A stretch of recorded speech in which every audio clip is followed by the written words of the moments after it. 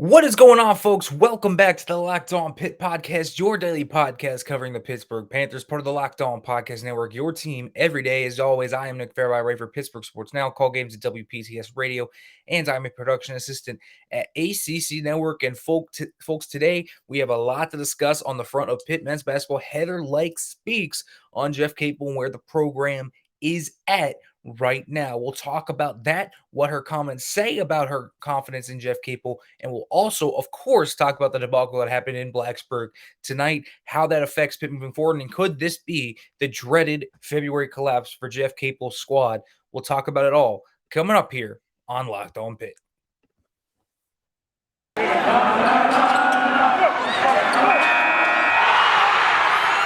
You are Locked On Pitt, your daily podcast on the Pittsburgh Panthers, part of the Locked On Podcast Network, your team every day.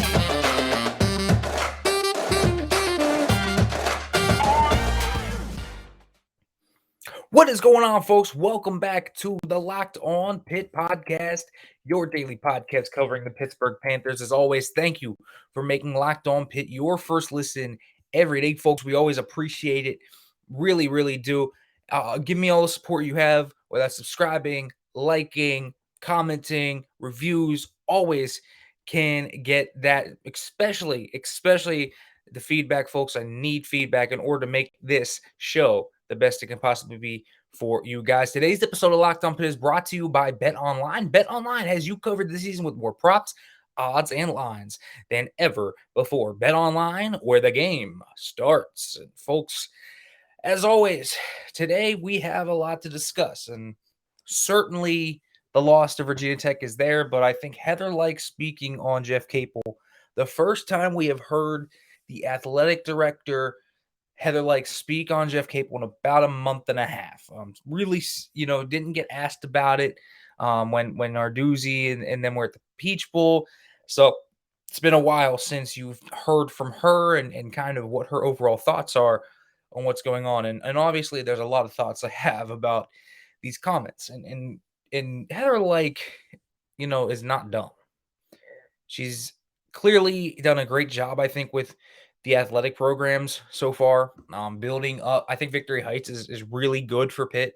I think, people kind of view that as moving away from, a football stadium and stuff like that as a negative, but really in actuality, it's the first step towards that. And so it's a very important step. The field house, as nostalgic as it is, as much as I love the Fitzgerald Field House and, it has that old time feel to it. It's in that regard, you love it, but the facilities are just terrible. I mean, they really are. And when you have top programs like volleyball and wrestling in there, it doesn't sit right with you. And the track team doesn't even have a track to use on campus. They have to go off campus to use a track. The marching band doesn't have their own practicing area. I mean, it's a mess. You just can't have that. Pitt needs more facilities, and they're going to get them with this. I will say, though, this is going to be her biggest thing ever in terms of this. Yes, extending Narduzzi was the right decision. Yes, she made a few good hires, but it doesn't really matter when, first of all, Narduzzi wasn't her hire. And second of all, her main hire has been the men's basketball program. And really, unfortunately, for any athletic director, the big thing you're going to be based on is the big two, which are football and men's basketball. Football, Heather Lyke's done a marvelous job, and it's at new heights. In terms of every other sport, just about, other than really women's basketball, and even that's going up relative to where it was when she came, and maybe softball. Heather Lyke's done a great job, and Pitt has come out, and the Olympic sports are better than they ever have been. This has been, it's a good time to be a Pitt fan when you look around the sports, right? But men's basketball is going to create her legacy, and so this is going to be key. She was the one to fire Kevin Stallings and hire Jeff Capel, and that weighs heavily here. And I'm going to read her exact comments here. Chris Carter from DK Pittsburgh Sports tweeted out, Heather Lyke said on Pitt Hoops and Jeff Capel, first half of the Virginia Tech game wasn't a good showing, but they responded at halftime. This team is dialed in and unselfish. They believe in Coach Capel. He's not lost this team by any stretch. I'm not sure we're at the talent level we need to be. And so, obviously, this was at we got to look at the rhetorical situation about this all. This was at the press conference for the first lacrosse game, which is going to be happening this Friday at Highmark Stadium. So that's something that you really do have to take into account here, is that she's not going to talk a lot of other sports. And she didn't in this one. She didn't talk much. She talked a lot about lacrosse and getting that off the ground and how excited she was for that.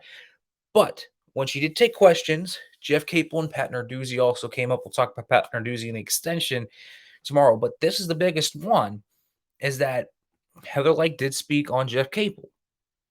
And so on the surface, that's a vote of confidence. That's a vote of saying, we believe in Jeff Capel. I believe in Jeff Capel. The team believes Jeff Capel. She thinks that this thing could work out. Well, I think there's ways to read into it. But I'm not sure, once you kind of break it down, if that's the reading I would have at this. Because Pitt is at the part where they kind of are letting things go. And you have to see what goes on down the stretch. Is this going to be another season where Jeff Capel and his squad fall apart? And more on that, of course, after they lost by 27 down in Blacksburg today, only scoring 47 points. But there's a lot to look at in terms of what you say about the men's basketball team. Because this team is not playing good, and they were earlier. But now they've fallen off a cliff. And it's about the worst you can be in terms of the program right now. Year 4 under Jeff Capel, and they're playing like this. It's just, it really is unacceptable. And I think, here's the thing. Anytime it is your hire as an athletic director, they're going to have a little bit more of a leash. It's just going to be the natural feeling. It's your hire. You don't want them to fail. You believe in them. Because if you fire your own hire, things can get a little dicey. Now, the good thing for Heather Lyke is she's done so well everywhere else that this is really the big blemish on her resume. And she has a chance to rectify that. But Capel's going to have a longer leash. If another athletic director had come in, this year, and maybe say Heather Lyke had left and gone to a bigger school, I think Capel would be almost guaranteed to be fired.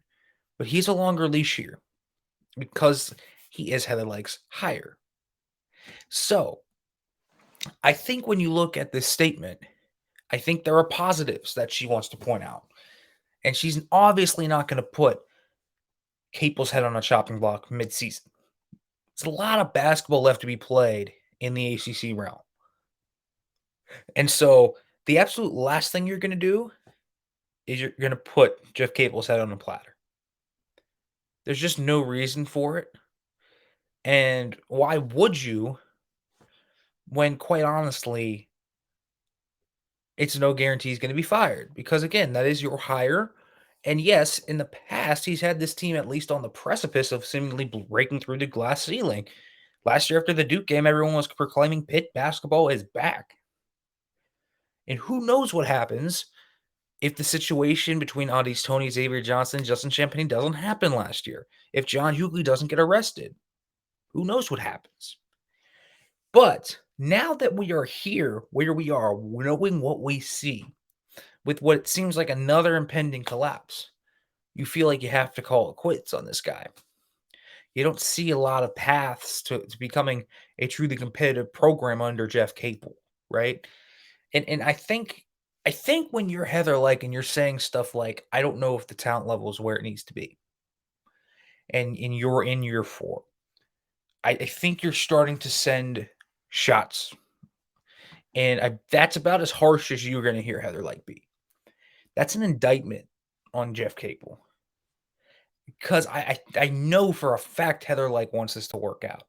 She doesn't want to pay out another coach's buyout. She doesn't want to fire her own coach. But let's be real here.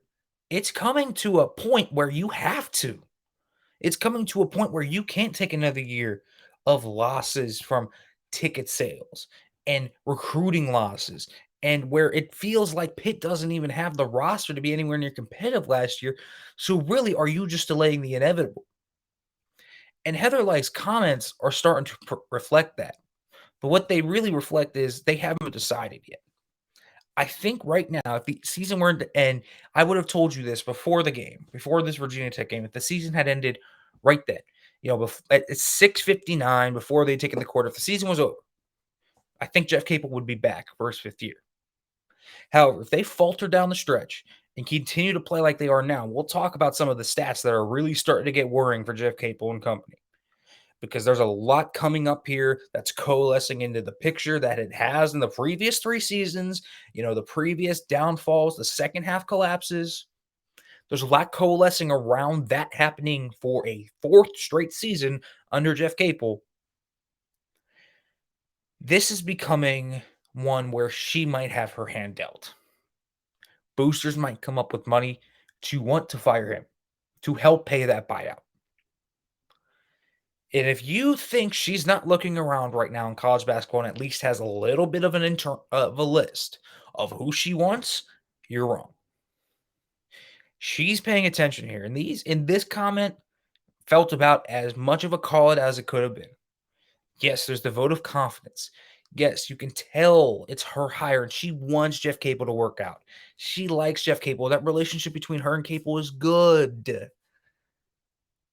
It wasn't like how she did with Stallings, where it seemed like she called him out all the time, and it felt like that firing was an inevitability. This one feels like one that could go either way, and if Jeff Capel turns this ship around and Pitt wins a few more games down the stretch and things go well, he'll probably be back. And so firing him right now is no virtual guarantee. But let's understand this.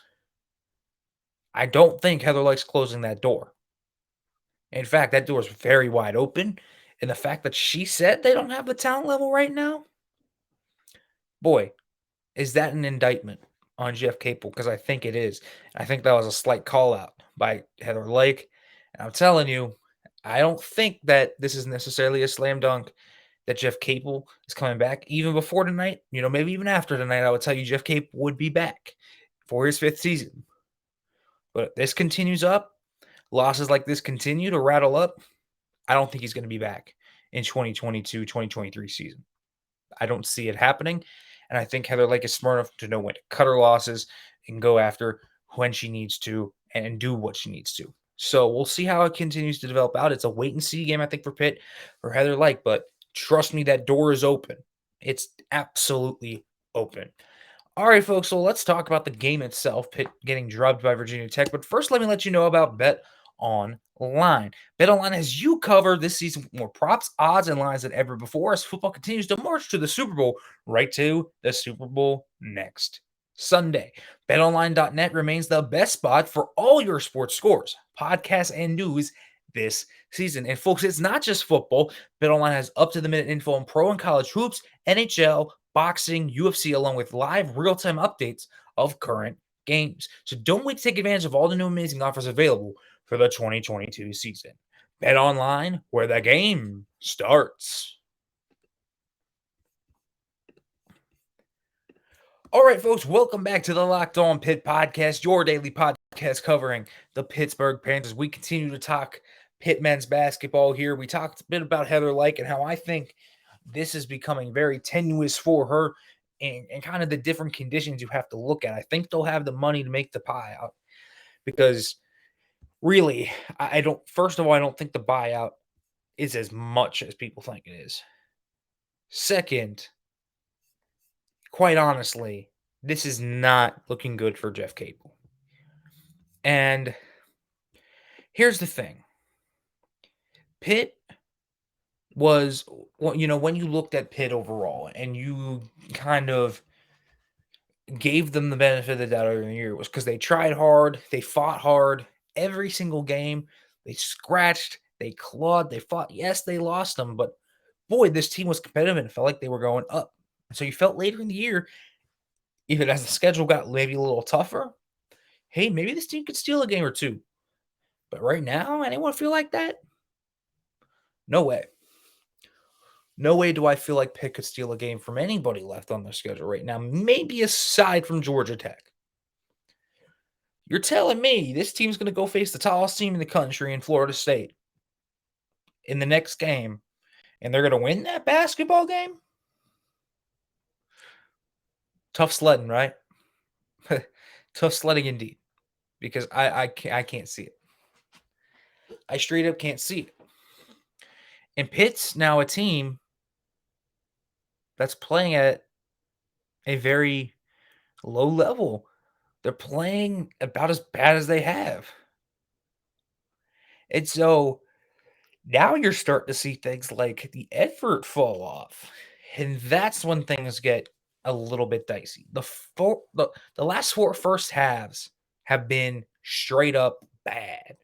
Pitt went down against Wake Forest 22, went down 18 in this one, down, of course, 27 against Virginia Tech on Saturday.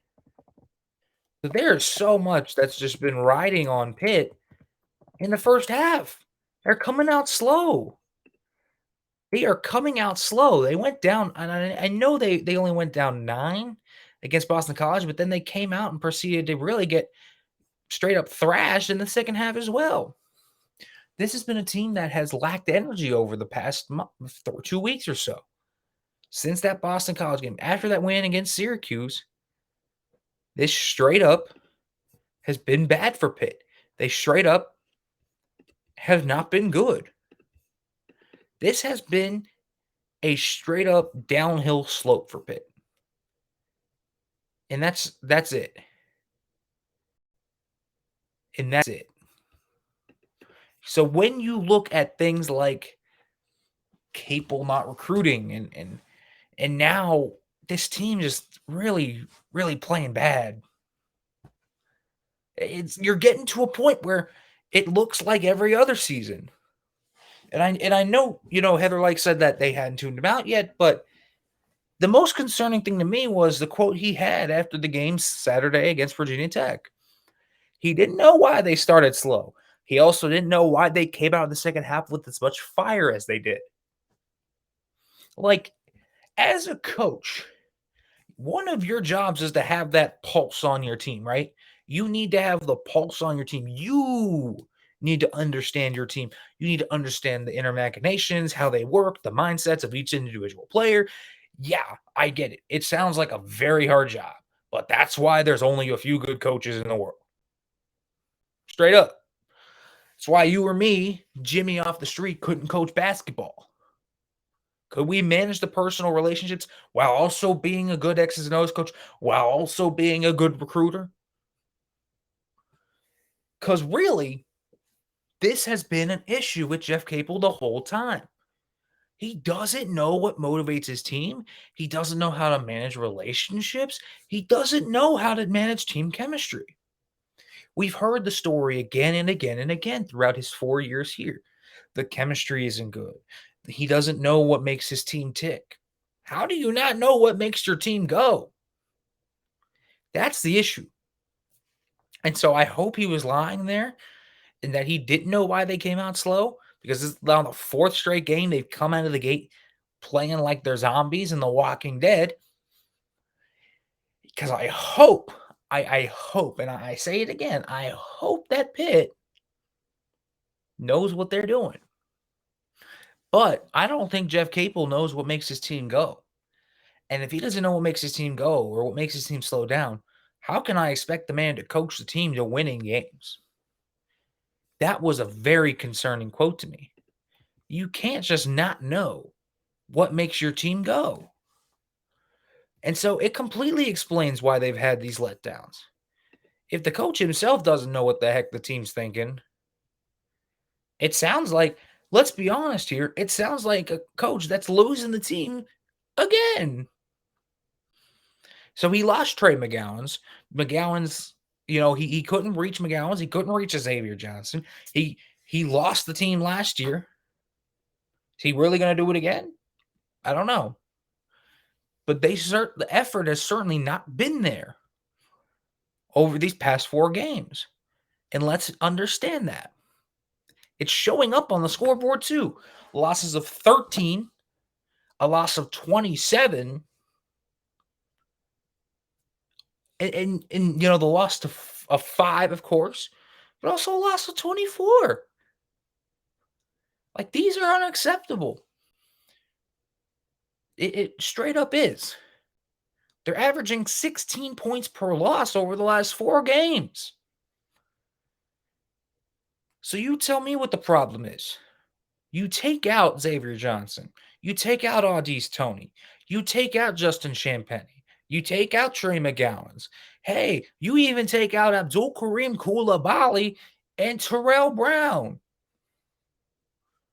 And you essentially have the same team aside from Ithiel Horton, and I don't even know if I can count John Hughley. Will Jeffress, Noah Collier? Yeah, okay, there are a few of the same core guys, but this is a largely revamped team with guys like Mo Gee and Jamarius Burton. What's the common denominator?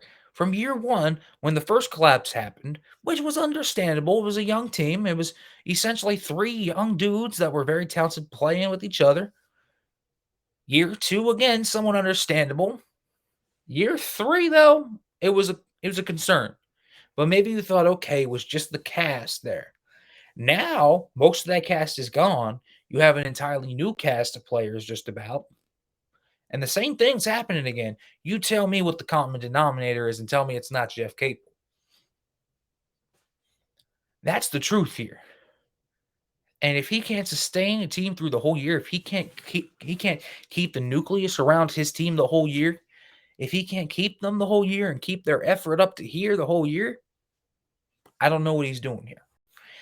We'll get into the specifics of this game here after the break. But first, let me let you know about Rock Auto because, folks, you can save time and money when using Rock Auto. Folks, with the ever-increasing numbers of makes and models, it's now possible for your local chain auto parts store to stock all the parts you need. So why endure the often pointless and seemingly intimidating questioning and wait while the person behind you behind the counter orders the parts on their computer? Listen, all they have to do is choose the parts that their warehouse happens to carry. However, you have computers with access to rockauto.com at home and in your pocket to get access to so many different brands. Because why choose to spend 30 to 50 or even 100% more for the same parts from a chain store or a car dealership? Because Rock Auto is a family business serving do-it-yourselfers for over 20 years. Rock Auto prices are reliably low for every customer. They have everything you can need from brake parts, tail lamps, motor oil, even new carpet. They have all of it at rockauto.com. So go explore their easy-to-use website today to find the solution to your auto parts needs. Go to rockauto.com right now. See all the parts available for your car or truck. Right, locked on in there. How did you hear about us box? So they know we sent you. Amazing selection, reliably low prices, all the parts your car will ever need. rockauto.com. All right, folks, welcome back to the Locked On Pitt podcast here, talking about Pitt men's basketball. And we've talked about Heather Lyke. We've talked about Jeff Capel. It appears that second half collapse could be happening again. I mean, let's just talk about this game in specifics and why Pitt got drubbed tonight. From just a physical standpoint and overall, again, I think the effort was definitely part of it. I thought they had a relatively pitiful effort-wise. Defensively, they weren't closing out. It was very bad. It was very bad, and that felt like one of the high points throughout the whole year, but not tonight.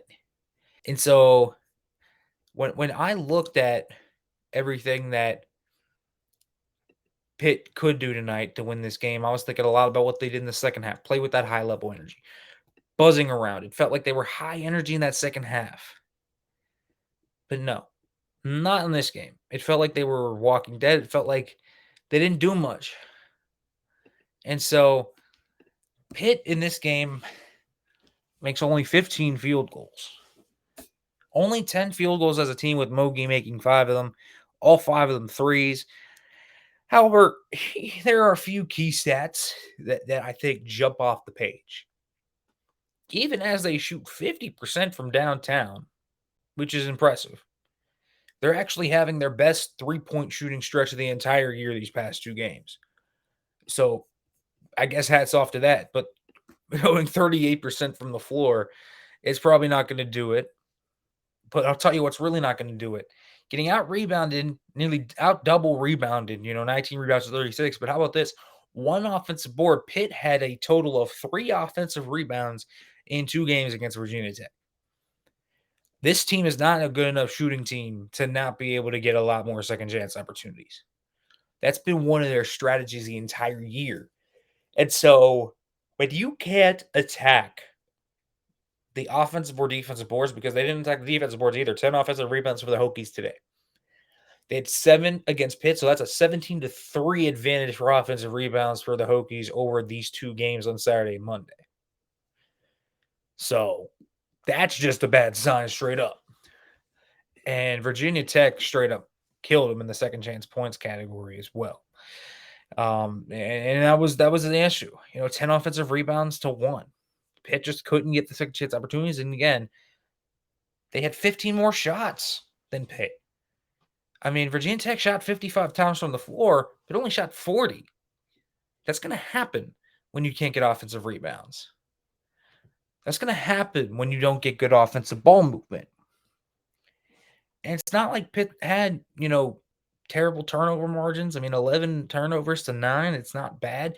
But they got killed on the boards. Virginia Tech shot really well today again. 53% from the field, 48% from 3. When your defense is slacking that much, you're not going to get much going. Pitt essentially wouldn't attack the paint today.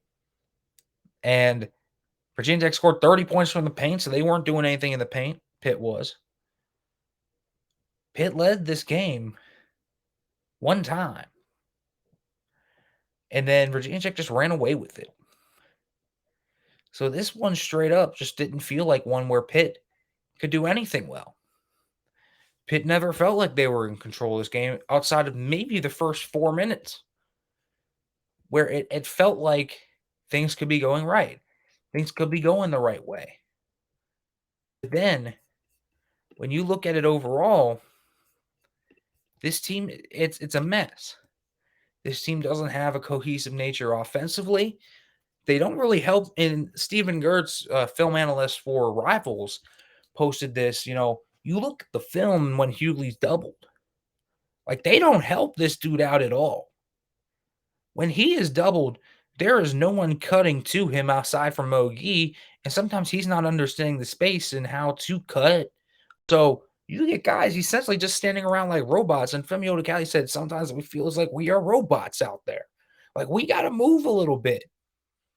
And it just doesn't – it's not a well-coached team. They don't play as a team. They play as individuals sometimes, and there's no cohesive team basketball being played here.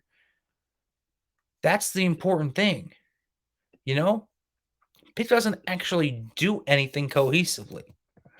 And so when you can't get good ball movement, when you're not going to get a good screen game going, when you're just going to stand around while your teammates getting doubled,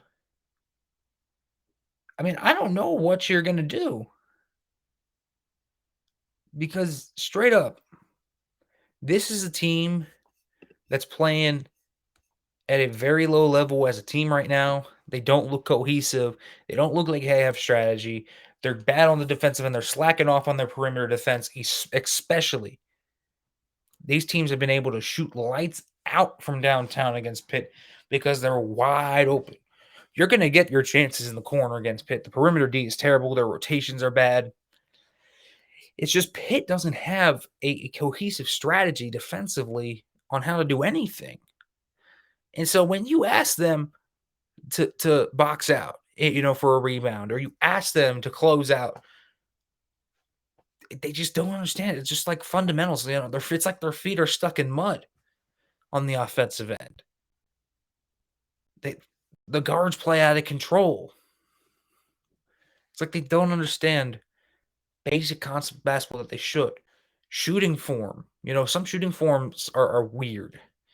Like Noah Collier's free throw shooting form should have been corrected a long time ago, and yet Pitt hasn't done that. It doesn't ever feel like a player takes a leap under this staff really either.